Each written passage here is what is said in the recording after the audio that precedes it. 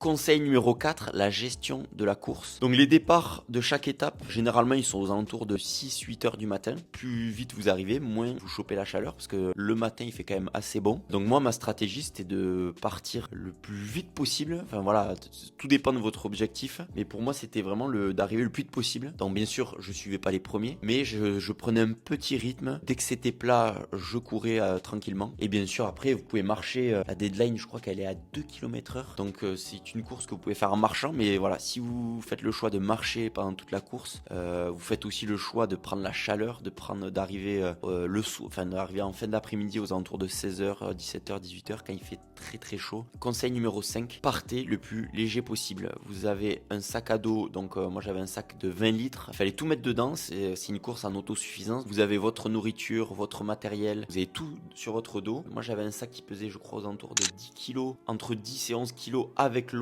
J'avais 1,5 litre d'eau. Donc bien sûr l'eau on vous en donne régulièrement. Mais c'est tout ce qui est vêtements, petit matériel, tout ça, faut prendre le strict minimum. Parce que si t'as un sac lourd, tu vas le sentir, c'est très désagréable. Et après bien sûr il y a la nourriture qui prend beaucoup de place et beaucoup de poids. Mais voilà, moi j'avais décidé de prendre une tenue, un short, un t-shirt, donc après veste kawaii, 2 paires de chaussettes, 2 caleçons et c'était tout. Et oui, après j'avais ça qui me prenait vraiment pas beaucoup de place, pas beaucoup de poids. J'avais décidé de prendre un réchaud pour manger chaud.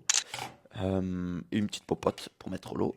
Et voilà. Donc voilà, j'ai essayé d'être très bref. Mais si tu veux aborder un autre sujet, dis-le moi en commentaire. N'hésite pas à me poser des questions. J'y répondrai avec plaisir en vidéo ou en petit texte. Donc voilà, j'espère que tu vas kiffer ta course. Ça va être une expérience exceptionnelle. Il y a tout le monde qui dit qu'il y a un avant et un après Marathon des Sables. C'est réel, ça va être la folie, tu vas voir. Les paysages sont fous, les gens sont trop sympas. Il y a un mélange de partage, d'amour, de bienveillance, de dépassement de soi. Cette aventure, elle vaut le coup d'être vécue. Ça va être exceptionnel. Je te souhaite une belle course. Ciao, ciao. Belle.